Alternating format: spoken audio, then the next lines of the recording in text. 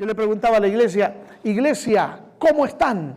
Y ellos me respondían a coro, pastor, a viva voz, y me decían, bien y mejorando, y a Cristo esperando. Cuando yo pensaba que habían terminado, seguían diciendo, en victoria y rumbo a la gloria.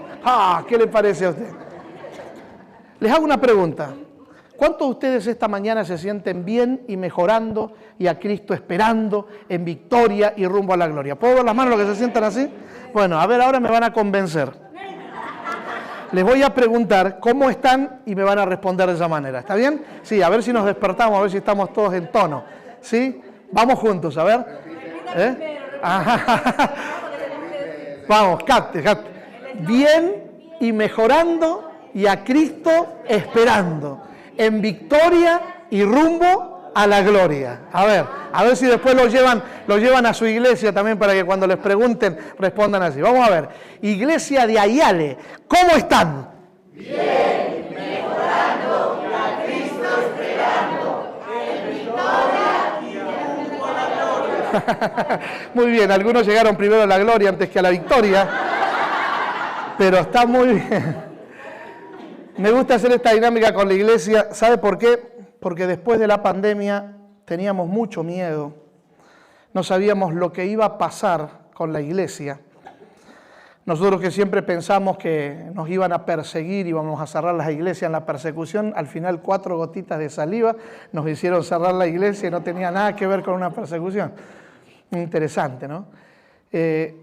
Recuerdo cuando estábamos iniciando la reapertura, después de trabajar con el Centinela durante 6 años, la Unión del Sur, que comprende los estados de Mississippi, Alabama, Kentucky, Tennessee, Georgia, las 2 Carolinas y la Florida, 8 estados donde dentro hay 8 asociaciones o federaciones, como ustedes en algunos lugares les suelen llamar, tuvieron a bien invitarme a trabajar con ellos en la dirección de los ministerios hispanos. Allí en la Unión del Sur tenemos alrededor de 415 iglesias hispanas en todo este territorio. 55.000 hispanos aproximadamente conforman estas 415 iglesias en todo el territorio allí de la Unión del Sur. Empezamos justito cuando empezaba la pandemia. Llegué a la oficina, estuve 3 días en la oficina, cuando me dispuse para ir a predicar a la iglesia más grande que tenemos dentro del territorio, para iniciar oficialmente mi trabajo como nuevo director de los ministerios hispanos. Cuando llego a la iglesia el viernes, tenemos la noticia de que había que cerrar la iglesia porque no se podía estar reunidos más de 3 o 4 personas por el tema de la pandemia o del COVID, que inició justo ese segundo sábado del mes de marzo del 2020. Y tuve que predicar mi primer sermón oficial ante unas cámaras en una iglesia enorme que alberga, esa iglesia pueden caberle alrededor de 1.500, 1.600 personas, suelen asistir alrededor de 1.000 personas más o menos, entre 900 a 1.000 personas, y tuve que predicarle a 4 personas que estaban desparramadas en todo ese auditorio frente a unas cámaras para todos los que nos estaban escuchando en sus casas. Y eso nos golpeó. Después que sucedió eso, empezamos a ver de qué manera podíamos contribuir para iniciar o reiniciar nuestra dinámica como iglesia en todo nuestro territorio, y empezamos a hacer campañas que nosotros les llamamos metropolitanas. Las campañas metropolitanas son, para nosotros, llevar una cantidad de predicadores a una región y atacar esa región con predicadores y la iglesia invitando personas y demás en un área específica. Por ejemplo, por decir una ciudad, la ciudad de Orlando, Florida, y llevamos allí 15, 20 predicadores, uno en cada iglesia, cada noche, y mientras ellos están allí, los hermanos invitando a las personas de 1000 maneras para que lleguen. Bueno, eso es una campaña metropolitana para nosotros. Estábamos iniciando o reiniciando, reaperturando después del COVID, en el área del norte de la Florida, en un lugar que se llama Gainesville, Ocala, Marion Oaks. Esos son los nombres de los pueblos principales de esa región, y la iglesia de Jacksonville, que está allí arriba, casi ya saliendo de la Florida para entrar al estado de Georgia. Y me llama el pastor de la iglesia en ese momento. Hoy ya no es pastor allí, hoy es uno de los pastores de esta iglesia grande que les contaba, donde empecé predicándole a las cámaras, el pastor Daniel Ponce, allá en la iglesia de Forest City. Ahora estaba en Jacksonville. Me llama emocionado, casi llorando, y me dice, pastor, estábamos con tanto miedo para reaperturar la iglesia, empezábamos ese sábado por la mañana abriendo las puertas, no sabíamos quién podía venir, quién llegaría, quién volvería, etc. Y de momento él me dice, pastor, estoy tan emocionado porque la iglesia está llena, no completa porque acuérdense que había que dejar una distancia de un banco y demás, no sé si ustedes también lo hicieron así de esa manera, entonces los espacios que se podía estaba totalmente llena y él me dice, lo que más me emociona es ver que nuestra iglesia todavía está viva. Y esa frase de él es lo que me tocó el corazón y me gusta ver la iglesia viva. Una iglesia que está allí al pie del cañón, una iglesia que no le importa las situaciones que vengan, estamos con el Señor y vamos hacia adelante, pase lo que pase, suceda lo que suceda, venga lo que venga, ocurra lo que ocurra, porque tenemos un capitán que nunca nos abandona, que siempre está al control y que Él nos va a llevar al puerto seguro como lo prometió. Así que por eso estamos contentos. Y por eso me gusta hacer esa dinámica de ver que la iglesia realmente está viva. San Juan capítulo 1, para meditar en algunos pasajes que nos van a ayudar a entender lo que quiero compartir con ustedes, si me permiten. San Juan capítulo 1, versículos 35 y 36. Y los versículos que siguen, yo los voy a leer, pero son simplemente una repetición de los principios que se presentan en estos dos versículos que inicialmente vamos a leer juntos. ¿Sí? San Juan, capítulo 1, versículos 35 y 36. ¿Lo encontraron? ¿Lo tienen? Los que lo tengan, por favor, díganme amén. Pastor, ¿dónde está el Evangelio de Juan? Fácil, usted lo va a encontrar entre Génesis y Apocalipsis, ahí lo busca. Es el cuarto libro del Nuevo Testamento, Mateo, Marcos, Lucas and John. John chapter 1, Juan capítulo 1. Versículo 35 dice así. Al siguiente día, otra vez, estaba Juan con dos de sus discípulos y mirando a Jesús que andaba por allí, dijo, he aquí el Cordero de Dios. Sigo leyendo. Los dos discípulos le oyeron hablar y siguieron a Jesús. Jesús, al dar la vuelta y ver que le seguían, les dijo, ¿qué buscáis? Y ellos le dijeron, Rabí, que significa maestro. ¿Dónde moras? Les dijo, venid y ved. Por lo tanto fueron y vieron dónde moraba y se quedaron con él aquel día, porque era como la hora 10. Andrés, el hermano de Simón Pedro, era uno de los dos que había oído a Juan y habían seguido a Jesús. Este encontró primero a su hermano Simón y le dijo, hemos encontrado al Mesías, que significa Cristo. Él lo llevó a Jesús y al verlo Jesús le dijo, tú eres Simón, el hijo de Jonás, tú serás llamado Cefas, que significa piedra pulida. Al siguiente día quiso Jesús ir a Galilea y encontró a Felipe y Jesús le dijo, sígueme. Y Felipe era de Betsaida, la ciudad de Andrés y de Pedro. Felipe encontró a Natanael y le dijo, hemos encontrado a aquel de quien escribió Moisés en la ley, también como los profetas, a Jesús de Nazaret, el hijo de José. Y Natanael dijo, ¿de Nazaret puede salir algo de bueno? Le dijo Felipe, ven y ve. Jesús vio que Natanael venía hacia él y dijo de él, he aquí un verdadero israelita en quien no hay engaño. Le dijo Natanael, ¿de dónde me conoces? Respondió Jesús y le dijo, antes que Felipe te llamara, cuando estabas debajo de la higuera te vi. Le respondió Natanael, Rabí, tú eres el Hijo de Dios, tú eres el Rey de Israel. Respondió Jesús y le dijo, porque te dije que te vi debajo de la higuera, ¿crees? Cosas mayores que estas verás. Y le dijo, de cierto os digo, que de aquí en adelante veréis el cielo abierto y a los ángeles de Dios que suben y descienden sobre el Hijo del Hombre. Amén. En el último libro del Antiguo Testamento, escrito por el último profeta antes de Juan, en el último capítulo, en los últimos versículos, hay un mensaje relacionado a los últimos días de la historia de este mundo. ¿Volvemos? ¿Repaso o no? En el último libro del Antiguo Testamento, escrito por el último profeta del Antiguo Testamento, en el último capítulo, en los últimos versículos, hay un mensaje relacionado a los últimos días de la historia de este mundo. ¿Cuál es el último libro del Antiguo Testamento? ¿Cuántos capítulos tiene el libro de Malaquías? ¿Cuántos versículos tiene? 6. ¿Cuáles serían los últimos versículos? ¿El 5? y el 6. Ahí en esos versículos hay un mensaje relacionado a los últimos días de la historia de este mundo. Les hago el contexto. El contexto dice que vendrá el día grande como un horno donde todos los soberbios y los que hacen maldad serán estopa. Aquel día que vendrá los abrazará y no les dejará ni raíz ni rama. ¿De qué día está hablando Malaquías en ese capítulo 4? Si no es el día que describe Pedro en su segunda epístola en el capítulo 3, donde dice que cuando el Señor Jesucristo venga los elementos ardiendo pasarán con gran estruendo y no quedará nada, porque será el suceso más grande de la historia, no solo de la humanidad, sino de todo el universo, cuando el Señor Jesucristo regrese a esta tierra por segunda vez. Así que el capítulo 4 de Malaquías está en torno al contexto del regreso del Señor Jesucristo. Pero los versículos 5 y 6 dice que antes que Jesucristo venga, algo especial iba a suceder. Le hago una pregunta.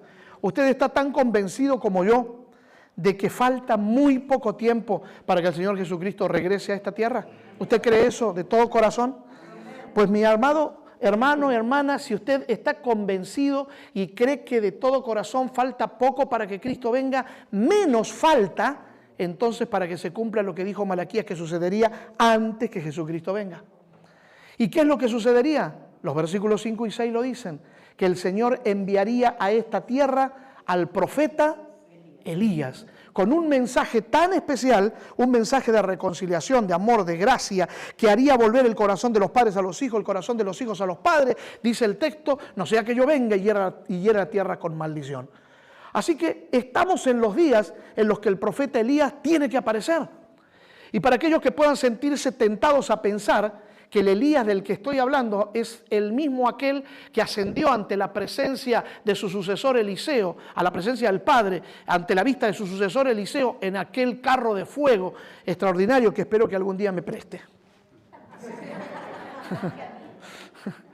No sé si usted puede sentirse tentado a pensar que se trata del mismo, claro, porque Elías se fue a la presencia de Dios sin ver muerte. Solamente 2 personas que la Biblia registra han pasado por esa experiencia. El primero, un muchacho llamado Enoc, muy bien, y no Enoc el que se sienta con usted allá en la iglesia, ¿eh? Estamos hablando del séptimo de los patriarcas desde Adán, así lo describe la Escritura, el séptimo de Adán fue a la presencia de Dios, y el segundo es este muchacho conocido con el nombre de Elías, el tisbita, de las montañas de Galad, de los tiempos de Jezabel y del rey Acab. ¿Se acuerdan la historia ahí en Primera de Reyes, capítulo 17? Pues Elías se fue a la presencia de Dios sin ver muerte. Y cualquiera que lee este texto dice, ¡ay, ese mismo Elías seguro vendrá en un carro de fuego, llamará la atención de todo el mundo! Y con razón, toda la gente va a quedar ahí expectante para querer saber cuando lo vean entrar a la atmósfera, imagínense, en un carro de fuego así de esa manera, porque Eliseo lo vio irse así. Sin embargo, a ver si usted está de acuerdo conmigo en esto. ¿Usted cree que el intérprete número 1 de la Escritura es el mismo autor de la misma? Repito, el intérprete número 1, el interpretador, el que mejor interpretó la Biblia, es aquel mismo que la inspiró. ¿Está de acuerdo conmigo? ¿No? ¿Cree? ¿Sí? ¿Más o menos? La Biblia tiene más de 40 escritores. ¿Está de acuerdo conmigo en eso? ¿Sí? Pero tiene un solo autor, ¿cierto? El autor es el que trasciende las edades, las épocas, las culturas, etc. Es aquel que estuvo en el transcurso de los 1350 años que se escribió la Biblia, empezando con Moisés y terminando con Juan, el último escritor. Así que el autor, ¿cómo se llama? El Espíritu Santo. Así que nadie mejor que el mismo Espíritu Santo para interpretarla. ¿Está de acuerdo conmigo? Y ese Espíritu Santo, si estuvo en la vida de alguien, fue en la vida de aquel que, siendo Dios, no estimó el ser igual a Dios como cosa que aferrarse, sino que se despojó a sí mismo y se hizo semejante a nosotros, y en su condición de siervo se humilló hasta el extremo, hasta la muerte. ¿Y cómo termina? Muerte de cruz. ¿Quién es ese? ¿Cómo se llamó? Jesús. ¿Está de acuerdo conmigo que el mejor intérprete de la Biblia fue Jesucristo? ¿Sí? Pues Jesús tomó este pasaje de Malaquías, capítulo 4, que está en el contexto de su segunda venida, y lo aplicó a su primera venida. En su primera venida fue aplicado este mismo pasaje. Y usted dirá, ¿pero cómo es eso? Entonces no estaba hablando de la segunda venida, sino de la primera venida, el profeta Malaquías. No. Malaquías está hablando de la segunda venida. Y Jesús también lo aplica a su primera venida. Y no es el primer pasaje o el único pasaje que encontramos en la Biblia que tiene más de una aplicación.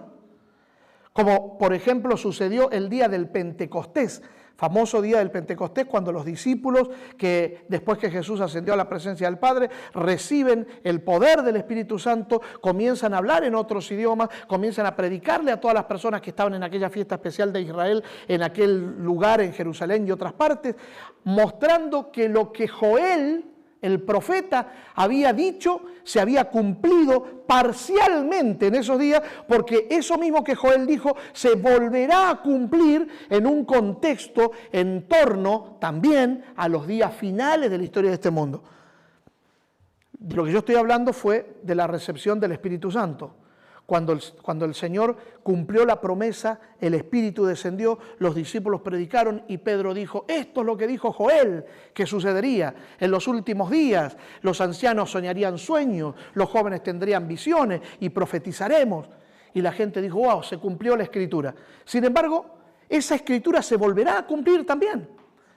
Así como el agricultor en los tiempos bíblicos esperaba la primera lluvia para que le diese vida a la semilla y ésta germinara, y después necesitaban un último empujón en una lluvia segunda que vendría a completar la cosecha. De la misma manera sucederá en el torno espiritual, en la iglesia de Dios, y no me estoy refiriendo a la iglesia adventista solamente, sino a la iglesia de Dios de todas las edades, desde los días que el Señor la fundó hasta el fin de esos días, cuando esté completo totalmente el remanente y el Señor derrame nuevamente el Espíritu Santo para completar la obra en este mundo y la tierra sea iluminada con la gloria del Señor, como ustedes yo sé que han escuchado muchas veces.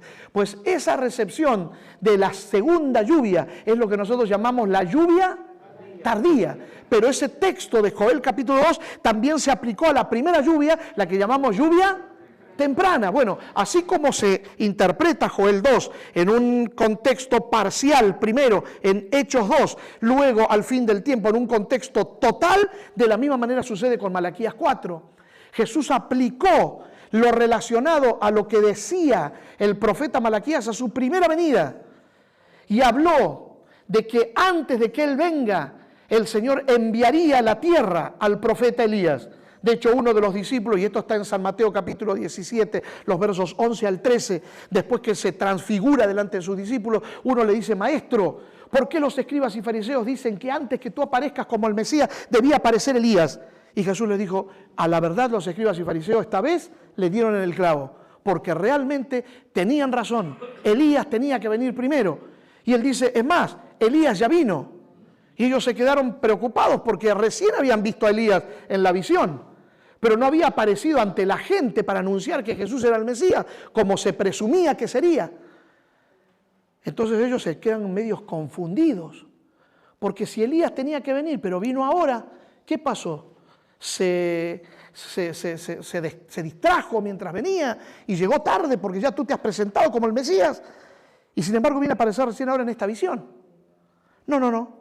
Jesús no estaba hablando literalmente del profeta, porque el verso 13 dice, de ese capítulo 17 de Mateo, que ellos entendieron bien que Jesús les estaba hablando de una persona que era como Elías, con el espíritu y el poder de Elías, y ese hombre se llamaba Juan el Bautista. Juan el Bautista no era de la iglesia bautista, sino que era el que bautizaba mucha gente, por eso lo llamaban así, Juan el Bautista. Pues Juan el Bautista fue la figura que Jesús tomó para aplicar la misma figura del profeta Elías, haciendo de esa manera una interpretación hermenéutica para que nos quede a nosotros clara la idea de que el Elías del que está hablando Malaquías no es literalmente el Elías que se fue al cielo, sino que ese Elías es apenas un símbolo de aquellos que como Elías al fin del tiempo se pongan de parte de la verdad, siendo fieles a la verdad y al deber, como la brújula al polo, estando dispuestos a levantar en alto la bandera ensangrentada del príncipe Emanuel, cueste lo que cueste, pase lo que pase, venga lo que venga, porque así como Juan el Bautista estuvo dispuesto a darlo todo para cumplir la misión, al fin del tiempo habrá un pueblo que hará lo mismo. Se pondrá de parte del Señor, no importa lo que venga. Estará dispuesto a darlo todo, hasta incluso la cabeza, si es necesario, como Juan el Bautista, con tal de proclamar el Evangelio de Jesucristo, porque está totalmente convencido que el Señor Jesucristo está viniendo en gloria y majestad. ¿Sí? Y esa figura de Elías aplicada a Juan el Bautista convierte a Juan el Bautista también en un símbolo de la iglesia final, la iglesia que habrá de terminar la obra, la iglesia que habrá de levantar en alto la bandera ensangrentada de Jesucristo, la iglesia a la cual el Señor te llamó a ti y a mí a formar parte de forma especial en este tiempo final en el que nos toca vivir. Porque el Elías del tiempo final eres tú. Cuando Malaquías escribía, te miraba a ti, te veía a ti, pasando por su mente, porque tú serías de aquellos que formarían parte de esa iglesia que tiene que terminar la obra en esta tierra. Tú eres ese Elías. Dile a la persona que está al lado tuyo, yo soy el Elías del tiempo final. Díselo. Díselo sin miedo. Sin miedo. Totalmente. Tú eres el Elías. You are the Elijah. Tú eres Elías. Ahora, al aplicarlo de esta manera Jesús, termina convirtiendo a Juan el Bautista también en un símbolo de la iglesia de Dios del tiempo final. Juan nos enseña a nosotros cómo es la iglesia de Dios del tiempo final. Nos enseña cuáles son los principios que sigue la iglesia de Dios del tiempo final. Me gusta el versículo 35, cómo empieza, lo redundante que es, lo enfático que es en ese redundar. Porque dice Juan, el discípulo amado, hablando de su tocayo el Bautista, que Juan hacía algo constantemente.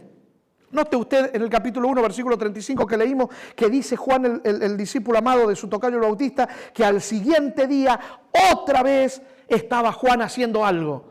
Y ese pasaje, si usted lo lee en el contexto griego, va a descubrir que está en un presente continuo. Lo que significa es que lo que va a describir Juan que el Bautista está haciendo es algo que hace todo el tiempo, que lo hizo ayer, lo está haciendo hoy y si puede lo va a volver a hacer mañana, porque él sabe para qué fue llamado.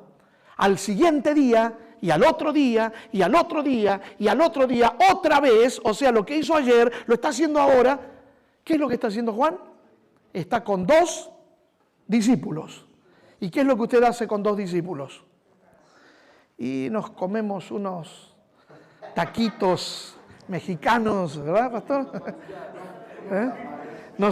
Unos tamalitos, ¿verdad? Como dijo el hermano por acá, unos frijolitos, dijo anoche, ¿verdad? Y sí, de verdad podemos compartir porque es parte de la dinámica. El compartir, el relacionarnos, porque de eso se trata el Evangelio. El Evangelio no es una doctrina fría, teórica, que espera ser interpretada y definida con palabras elegantes. El Evangelio termina siendo la mejor de todas las experiencias que el ser humano pueda vivir. Porque se trata de conectarnos con Dios y de conectarnos entre nosotros. Así que está bien que usted comparta, pero principalmente lo que usted hace con 2 discípulos es enseñarles, ¿qué cosa? El Evangelio. Y a eso nosotros le llamamos la acción de predicar. ¿Qué está haciendo Juan hoy, que hizo ayer y que va a hacer mañana? Está predicando. Ahora lo hacemos en gerundio. Está predicando, está evangelizando. Y si Juan es un símbolo de la iglesia del tiempo final, ¿para qué el Señor levantó la iglesia? Si no es para que la iglesia esté discípulo. ¿Me va siguiendo? Ahora le hago una pregunta clave. ¿Usted se siente, se sabe, asume la postura de ser iglesia de Dios del tiempo final? ¿Usted se siente así? Entonces, ¿para qué lo llamó el Señor? ¿Cuál es la razón para la cual usted está en esta iglesia? ¿Cuál es el propósito por el cual Dios dijo, tú vas a estar conmigo? Como dice Marcos 3:14, que hizo con los discípulos, los llamó para que estuvieran con Él y para enviarlos a predicar. De eso se trata nuestra experiencia de iglesia de este tiempo final. Convertirnos en los emisarios de Dios, en los testigos de aquel que nos llamó de las tinieblas a la luz admirable, para decirle a la gente que hay luz, que hay oportunidad, que hay salvación. El problema que nosotros tenemos es que a veces no sabemos cómo hacer esto. Yo les contaba que en los casi 30 años que tengo de ministerio, casi siempre estuve relacionado, trabajando directamente en alguna función que tiene que ver con el evangelismo. O era evangelista directo, director de evangelismo, como ahora, que estoy haciendo mucho evangelismo como director de la obra hispana en aquella región del sur. Y armamos, organizamos proyectos y buscamos maneras y formas, nuevos métodos y demás. Pero tengo que reconocer que por más que lo intente, que trate, que busque y que hagamos entre muchos de 1000 formas, maneras nuevas, jamás podremos superar el método de Dios. El método de Dios es único, el método de Dios es incomparable, el método de Dios es el principal de todos, porque el método de Dios no es algo, sino alguien, porque el método de Dios es usted. Usted es el método de Dios. Usted es el instrumento, usted es el canal, usted es el medio. La obra que usted puede hacer, la obra que usted ha sido llamado a hacer, nadie la podrá hacer por usted. Primero porque usted es una persona única en todo el universo. Y eso está comprobado. Los fingerprints, las huellas digitales, dicen que no hay otra persona igual a usted. Y ahora también la retina del ojo también dice lo mismo. Aun cuando haya una persona igualita a usted, dice, este es mi mellizo, mi trillizo, mi cuatrillizo, no importa. Aunque sean 4 gotas de agua, usted lo puede ver y dice, son igualitos. No son igualitos. No hay otra persona igual a usted en todo este universo del Señor. Y eso significa que nadie tiene la influencia que usted tiene sobre cierto sector. Nadie tiene los pensamientos que usted tiene sobre ciertas particularidades. Nadie puede llegar a algunas personas que solamente usted puede llegar. Por eso usted es único y usted es único como instrumento, como elemento, como método de Dios en este mundo. Por lo tanto, esto significa que hay tantos métodos para alcanzar a la gente como personas existen. ¿Me va siguiendo? No nos podemos quedar con un solo método, con una sola visión, con una sola forma de hacer las cosas. Pero tenemos que dejarnos llevar por el principio fundamental, por lo esencial, lo que nos presenta la Escritura. Lo que nos muestra que hizo Juan, que es el símbolo de la iglesia del tiempo final.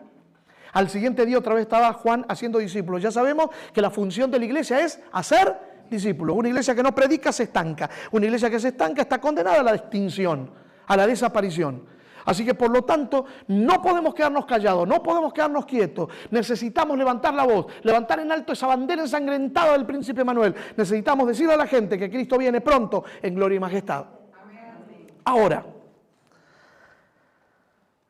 Juan solo llegó a conmover a toda una nación, una sola persona. Al fin del tiempo Dios está llamando a un pueblo. Y este pueblo ha de conmover al mundo entero, preparando a la tierra para el encuentro con Jesucristo. ¿Cómo lo vamos a hacer? Pues Juan nos da la clave. Al siguiente día otra vez estaba Juan haciendo discípulos y ahora nos va a enseñar cómo se hacen los discípulos. De momento alguien pasó por allí. ¿Qué fue lo primero que hizo Juan cuando ese alguien pasó? Primero, ¿quién es ese alguien que pasó? Jesús. ¿Qué es lo primero que hace Juan? ¿Cuál es el primer verbo que se encuentra allí? ¿Qué es lo que hace? Miremos bien el texto. ¿Qué hace antes de señalarlo? Eso es lo que dice cuando lo señala. Pero ¿qué es lo que hace? Lo observa, lo mira, lo contempla. Dice, y mirando, ese es el verbo que aparece primero, mirando, contemplando, conociendo, descubriendo. En otras palabras, esa expresión mirando nos dice a nosotros cómo Juan podía ser efectivo en la labor que realizaba. Porque para ser efectivos en la evangelización, lo primero que tenemos que hacer es mirar a Jesucristo. conocer a Jesús, contemplar a Jesús, relacionarnos con Jesús, tener una experiencia verdadera, vital con Él. Porque si bien es cierto que predicamos a un Cristo que murió en la cruz, tan cierto como esto es que no se quedó ni en la cruz ni en la tumba de José de Arimatea. Se levantó de allí, resucitó, está vivo y sigue teniendo el mismo poder que tuvo en el pasado. Y así como trabajó de forma individual con cada uno de sus discípulos de aquel tiempo, lo hace hoy en día de forma especial, espiritual, en el corazón. Te vas relacionando con Él, pero lo vas sintiendo. Y como dice Pablo en la carta a los Hebreos, tú empiezas a aprender a ver al invisible y empiezas a caminar con ese ser que te dirige, te guía, te inspira y empieza a darte la visión que proviene de su corazón y aprendes a mirar con sus ojos para llegar a donde Él llegaba, para ir a donde Él iba, para encontrar a los que Él quiere encontrar, porque a fin de cuentas, como decía el pastor anoche, esta iglesia no es tuya ni es mía, es de Él y Él está buscando a los perdidos como lo hizo en el pasado. ¿Me va siguiendo? ¿Me hago entender? Al siguiente día otra vez estaba Juan con 2 discípulos. Todo el tiempo sabe que para eso ha sido llamado. Juan nunca perdió de vista la misión con M. Nunca. Y fue tan grande como fue porque siempre estuvo cumpliendo la misión. Pero para poder cumplir la misión, como Juan la cumplió, necesitamos tener una clara visión, con B corta, acerca de Dios. Juan se pudo parar ante los principales líderes de este mundo porque primero se arrodilló delante del Rey de Reyes y Señor de Señores en el desierto. Tenía una relación viva con Dios y esa relación viva con Dios le daba el poder, porque es de allí de donde viene el poder, la fuerza, la gracia, la virtud, la visión correcta. Aprender a mirar con los ojos de Cristo es el resultado de tener esa relación especial con Él. Conectados con Él es como tenemos la fuerza y el poder para poder hacer lo que hizo Juan después. Porque una vez que conoces a Jesús, una vez que te relacionas con Él, estás listo para entonces compartir el Evangelio. Y el Evangelio no es algo, mi amigo. El Evangelio es alguien. Y ese alguien tiene nombre. Se llama Jesús. Por eso lo que hace Juan cuando Jesús pasa después de mirarlo es señalarlo. Y al señalarlo, ¿cómo dijo? Aquí, ¿qué cosa? ¡Qué expresión! Mis amados, ¡qué expresión! El Cordero. El Cordero me remite al jardín del Edén, donde me dice que Dios un día nos creó en perfección, pero el ser humano en su libertad decidió escoger lo que no debía. Y caímos en pecado y estábamos perdidos. No había nada que pudiésemos hacer por nuestros propios esfuerzos para recuperar lo que se perdió. Entonces Dios actúa trayendo solución ante nuestra necesidad. Y la solución y la provisión de Dios y el accionar de Dios tiene que ver con ese Cordero. Ese Cordero que al morir le da libertad, seguridad, de salvación al ser humano. Pero no estoy hablando del cordero animalito que era sacrificado, sino lo que este cordero representaba al verdadero Cordero de Dios. Porque a fin de cuentas Jesucristo se terminó convirtiendo en la solución de Dios al mayor problema de la humanidad. Lo que significa entonces que Jesús es la solución a todos nuestros problemas. Lo que la gente necesita conocer, escuchar, no es otra cosa que de Jesús. Conectarse a Jesucristo, porque Jesucristo al conectarnos con Él es el que nos da vida realmente. De allí que Él dijera, yo he venido para que tengan y la tengan en plenitud, abundancia. Solamente podemos vivir la plenitud de vida conectados con Él. Solamente en Él podemos estar completos realmente. Él le da significado, sentido a nuestra existencia como seres humanos. Sin Él nada somos. Sin Él no tenemos rumbo. Sin Él no tenemos fin. Sin Él no tenemos futuro. Él es todo. Por eso que lo necesitamos primero para nosotros y después para compartirlo. ¿Me hago entender? Ah, el Cordero de Dios. Fíjese lo que pasó. Los 2 discípulos que están con Juan el Bautista, cuando ven a Jesús, se olvidan de Juan y se van detrás de Cristo. De allí que Jesús les preguntara, oigan, ¿por qué me siguen? ¿Qué buscan? ¿Qué quieren? Él sabe que muchas veces la gente lo sigue sin saber bien por qué. Por eso, para que ellos estén claros, les pregunta, ¿qué buscan? ¿Qué quieren? ¿En qué les puedo servir? La respuesta de los discípulos es interesante. Le responden con una pregunta también. Le preguntan, ¿dónde moras? ¿Que tenían hambre, pastor? No están preguntando dónde hay moras para comer, no. Están preguntando dónde vives, dónde moras. ¿Por qué? ¿Usted cree que usted conoce a una persona porque se sienta con ella en la iglesia al lado algunas horas cada semana cuando va a adorar? ¿Usted cree que conoce a una persona porque trabaja con ella un par de horas en el trabajo, superficialmente haciendo alguna actividad en la que usted se desempeña para ganarse la vida? No. ¿Usted quiere realmente conocer a alguien? Váyase a vivir con ese alguien. Cuando ellos preguntan ¿dónde moras?, lo que le están diciendo es: maestro, ¿dónde vives? Queremos conocerte en la intimidad. Queremos saber más de ti. Queremos hacer lo que hizo Juan, queremos mirarte, queremos contemplarte, queremos llenarnos de ti. Y Jesús se los llevó con él. ¿A dónde vivía Jesús? ¿Se acuerdan que un día él va caminando y unos muchachos le dicen: maestro, te voy a seguir? Y él le dice: pero antes que me sigan, les voy a leer la cartilla, la letra pequeña, para que después no vengan a reclamar. Así que les digo, las zorras tienen cuevas, las aves tienen, pero el Hijo del Hombre no tiene ni dónde. ¿Dónde moraba Jesús? Pero lo interesante fue que se los llevó con él, Eliasib. Se los llevó con él y estuvieron con él toda la tarde, toda la noche, toda la madrugada. ¿Haciendo qué? Lo mismo que hizo Juan, mirándolo, contemplándolo, escuchándolo, relacionándose con él, conectando con él, llenándose de Cristo para poder hacer la obra que tienen que hacer. ¿Por qué? Porque predicar el Evangelio no es llenarle a la gente la mente con un montón de información bíblica. Predicar el Evangelio tampoco se trata de convencer a la gente para que piense como yo pienso. Predicar el Evangelio tampoco se trata de hacer que la gente ahora asuma nuevas creencias en su vida. Aunque todo eso puede ser parte de, predicar el Evangelio no es otra cosa que presentarle a Cristo a la gente. Y Jesús, que le habló a las personas de forma individual como te habló a ti, también les hablará a las personas que tú les presentes. Porque Jesús está vivo y sigue haciendo de las suyas. ¿Y qué es eso? Él sigue sanando, salvando y redimiendo. Los pasajes que siguen después repiten este patrón. Los discípulos aquellos están con él, lo conectan y ahora se van a buscar a sus amigos, a sus hermanos. Juan se va a buscar a Santiago. Andrés, que es el otro que estaba de los dos, se va a buscar a Pedro. Predicarle a Pedro no era fácil, pero lo traen. Cuando Pedro llega a Jesús, Jesús le habla directamente al corazón, le dice: te conozco tu pasado, tu presente y tu futuro. Conozco tu pasado, tú eres el hijo de Jonás. Conozco tu presente, tú eres Simón. Conozco tu futuro, tú serás llamado piedra pulida en mis manos de amor. Sabe todo, conoce todo, sabe cómo conectar con la gente el Señor, claro que sí. Por eso nuestra función es presentarles a Jesús, del resto se encarga Él. Mis amados, después de allí van a buscar ahora los amigos a sus amigos, a Felipe, lo llaman, Felipe se va. Hay gente que es como Felipe, por eso les dije, no hay un método que se aplique a todo el mundo igual.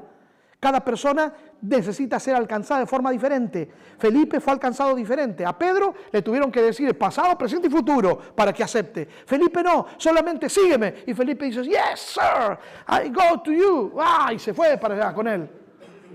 ¿Me va siguiendo? Porque hay gente que la gente es diferente. Así que no podemos decir esta regla aplica para todos. No. Cada persona es un mundo y cada persona debe ser tratada como lo que es, única en todo el universo. Felipe se va detrás de Jesús y ahora Felipe busca a otro amigo. Ven el patrón, van, están con él, se llenan de él y ahora tienen para compartirlo. Porque uno no puede dar lo que no necesitas tener a Jesús para poder compartirlo. Y cuando lo comparte Jesús, tiene un magnetismo tan especial que sabe cómo cultivar o cautivar el corazón, tocarlo y transformarlo. Ese es mi Jesús, bello, el único, ninguno como Él. Por eso es el unigénito, el monógenes, el único en su especie. No hay nadie más en todo este vasto universo de Dios. Nada más lindo, nada más especial, nada mejor que el Señor Jesucristo. Y es lo que la gente necesita. Por eso es el Shema del Shemda. ¿Qué es eso, pastor? El deseado de todas la gente. Lo que la gente necesita, lo que el mundo necesita, lo que el corazón humano está buscando, no es otra cosa que un encuentro con Él. Por eso nuestro privilegio es presentarlo, es transmitirlo, es compartirlo, es enseñarle a la gente de un Cristo que está vivo y que es capaz de hacer la diferencia. Por esa razón, los discípulos se van detrás de Él, Por esa razón, a los que ellos les presentan se van con Cristo. Por eso después buscan a los amigos y se van con Él. Por eso Felipe busca a Natanael, y aunque Natanael cuestiona y tiene 1000 preguntas, no hace nada para convencerlo, Felipe. Solo le dice, ven y ve, ven, convéncete por ti mismo. Él te va a convencer a ti, esta no es función mía. Ven y ve, solamente contémplalo, míralo, gustad y ved, cuán bueno es Jehová. El que gusta como es Cristo no lo abandona nunca más. Porque estos 4, los primeros discípulos de Jesús, fueron los primeros y se quedaron con Él hasta el día de su muerte. Y permanecerán así cuando Él venga y los levante otra vez. Se irán con Él a vivir a su lado por toda la eternidad. Porque así funciona con Jesús. Cuando conectas con Él no puedes ver ni concebir la vida sin Él. Y te das cuenta que no hay nada más lindo que el Señor Jesús. Natanael dice, de Nazaret puede salir algo bueno. Ven y ve. Cuando viene y ve, Jesús le habla directo al corazón. Natanael, te vi hace unos días, estabas ahí debajo de la higuera orando, pidiéndole a Dios que se cumpliera la profecía del capítulo 9 de Daniel. Tú estabas diciendo que el Mesías ya tenía que venir y que te lo muestre. Bueno, acá estoy en respuesta a tu oración. Yo soy. Y Natanael dice, wow, tú eres el Hijo de Dios, tú eres el Rey de Israel. Ah, te gustan mucho las profecías, el Antiguo Testamento, la simbología. Además, te voy a comparar otra cosa más.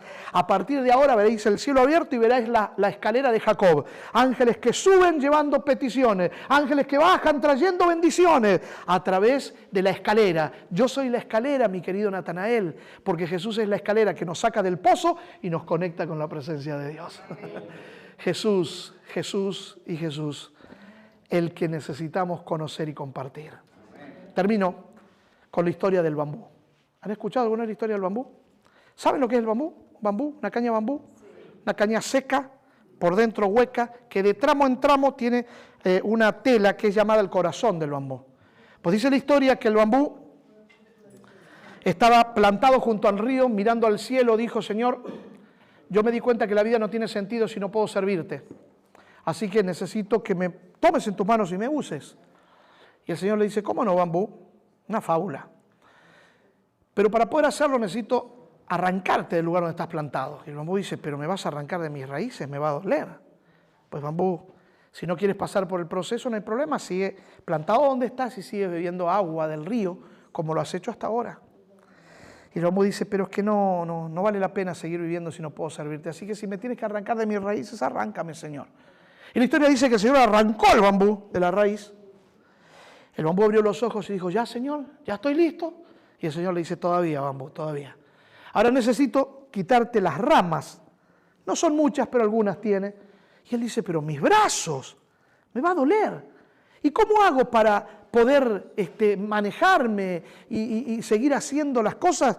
El Señor le dice, mira, bambú, si no quieres pasar por el proceso, vuelvo a plantarte donde estabas y sigue bebiendo agua del río. ¿Cómo lo has hecho hasta ahora? No, pero es que Señor, no. Ya me di cuenta que la vida, si no puedo servirte, no tiene sentido ni significado.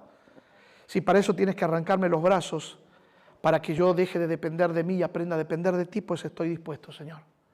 La historia dice que el Señor le arrancó las ramas, al bambú le dolió, y dijo, ahora sí, Señor, ahora sí. Y el Señor le dice, una cosa más, bambú, una cosa más. Y el bambú dice, pero ¿qué más, Señor? Y el Señor le dice, necesito atravesar tu corazón, esa tela que tiene adentro, en esos tramos. Y el bambú dice, pero mi corazón me voy a morir. ¿No te bastó con arrancarme de las raíces de mis convicciones, preconceptos y estereotipos? ¿No te bastó con sacarme los brazos para que yo deje mi autosuficiencia y aprenda a depender de ti? ¿También tienes que atravesar mi corazón? Es que, bambú, si no hago eso, mira, si no quieres pasar por el proceso, te vuelvo a plantar donde estabas, vuelvo a colocar las ramas que tenías. Y sigue bebiendo agua del río como lo has hecho hasta ahora. Es que, Señor, no concibo la vida si tú no me puedes usar. Así que, Señor, si para eso tengo que morir, acá estoy. ¿Tienes que atravesar mi corazón? Atraviésalo de par en par. Y la historia dice que el Señor atravesó el corazón del bambú de lado a lado. Cuando el bambú pensó que iba a morir, fue el tiempo cuando comenzó a vivir de verdad. Sin decir nada, abrió los ojos en una nueva dimensión, en una nueva vida, en una nueva historia. Mientras una lágrima corría por su mejilla, mira al Señor que dice, ya estás listo, bambú. Ya estás listo para convertirte en mi instrumento para transportar el agua del río hasta la aldea, en cualquier parte de cualquier tribu en este mundo. Yo sé que usted sabe que en muchos lugares de este mundo, en algunos lugares de la selva, las tribus suelen transportar el agua del río hasta la aldea usando la caña de bambú. Aquellos que saben de este asunto de plomería dicen que la caña del bambú suele llegar a ser hasta más fuerte que los tubos PVC que se usan en muchos lugares. Y lo más lindo es que esa caña se mantiene fresca, viva, porque el agua va pasando por ella, se va refrescando y a la vez va lavando las heridas, va quitándole la sed al sediento y va preparando los corazones para sentirse más fresco en el diario vivir. Mi querido bambú, el Señor te está llamando para convertirte en un instrumento de bendición en este tiempo final, porque Cristo viene y la gente tiene que saber que hay un Cristo que sana, que salva, que libera, que transforma, porque Jesús es la solución de Dios al mayor problema de la humanidad. Así que mi querido bambú, prepara el camino al Señor.